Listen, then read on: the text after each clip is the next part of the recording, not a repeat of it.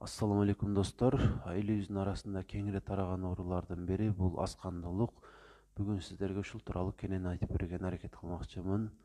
Туура эмес түшүнүк болуп калбаш керек. Аскандуулук бул ушул кан тамырларыбыздагы каныбыздын суюк кандын өлчөмүнүн азайып кетүүсү эмес. Ал нормада 5 литрден тегерегинде дайыма болот жана ал өзгөрүп кетпейт. Аскандуулук бул ошол суюктуктагы эритроцит жана гемоглобин деген клеткаларыбыздын азайып кетүүсү. Нормада гемоглобин эркек адамдарда 130 грамм на литр деп айтабыз. Ошондон жогору болуш керек. Аялдарда болсо 120дан жогору болуш керек. Ал эми эритроциттин өлчөмү болсо 4,12 на литр эркектерде, ал эми аялдарда болсо 3,5дан жогору болуш керек. Ушул нормадан азайганда биз аскандуулук деп айтабыз. Жана аскандуулуктун түрлөрү бар. Бүгүн мен сиздерге ошол темир жетишсиздигинен болгон аскандуулук тууралуу айтып бермекчимин. Жана аты айтып тургандай эле мында гемоглобинде темирдин өлчөмү жетишсиз болот дагы.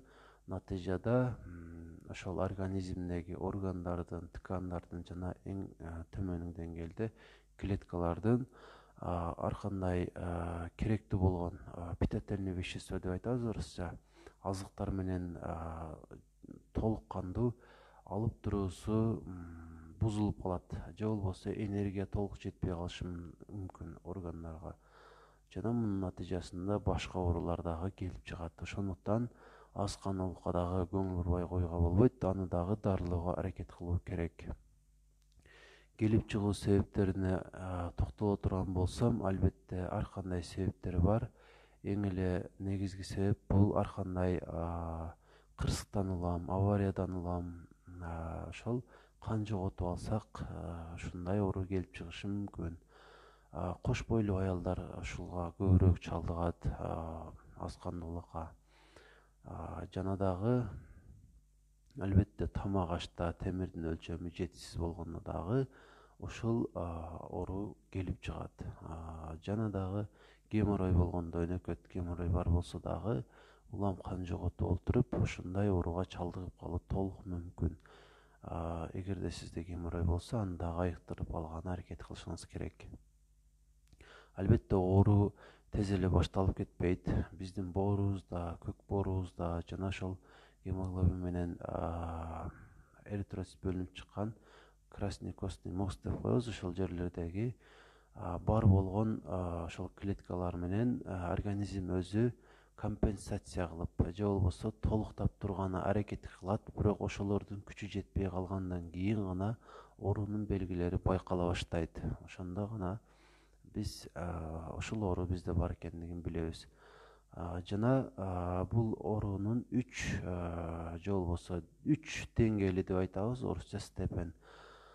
Ага ылайык биринчи деңгээлде гемоглобин 130-120дан 90га чейин түшөт. Эгерде 90дан өйдө болсо, демек жеңил түрү менен жабыркап келебиз ошол оору менен. Ал эми 90дан 70ге чейин түшкөн болсо гемоглобин, орточо деңгээлдеги анемия болот. Ал эми 70тен дагы аз боло турган болсо, бул оор түрдөгү анемия деп айтылат дагы. Анда дарылоого өзгөчө көңүл бурууга туура келет жана керек болсо ооруканага жатууга дагы туура келиши мүмкүн.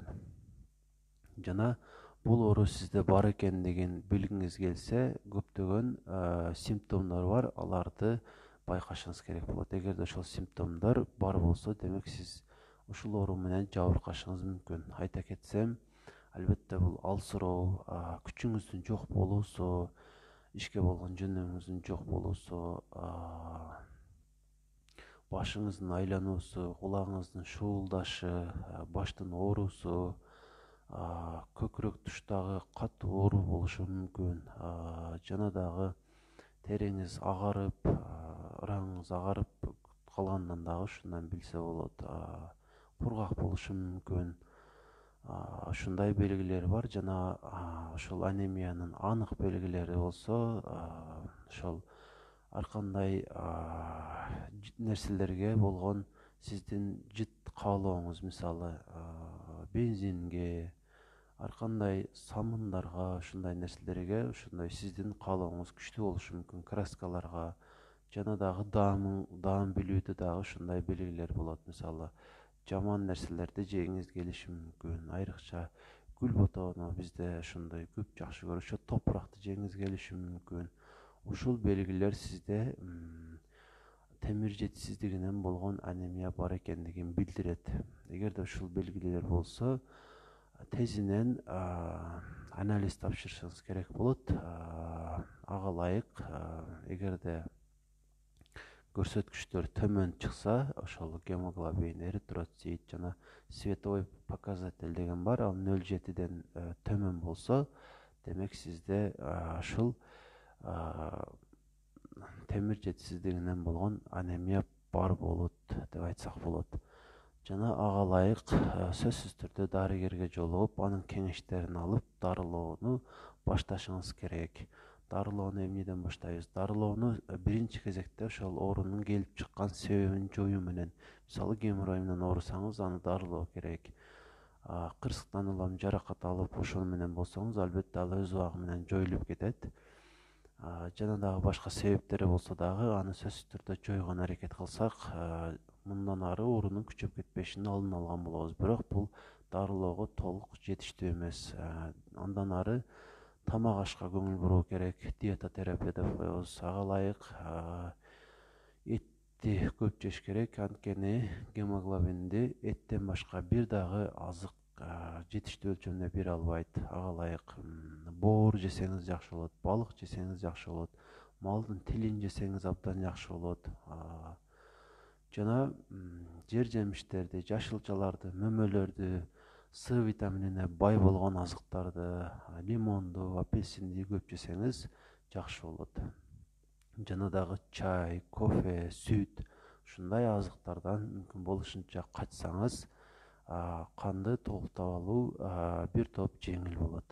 Бул тамак аш боюнча болду. Эми дарылоо таблетка аркылуу же болбосо башка ушул дарылоонун түрүнө келе турган болсом, медициналык дарылоонун түрүнө келе турган болсом, албетте бул эң негизги нерсе сульфат железа. Аны өлчөмү 120дан 200 микрограммга чейин берилет. Баштапкы же болбосо биринчи оорунун дарылоону баштаганда. Аны биз 1,5-2 ай аралыгында беребиз. Андан ары дарылоону бир аз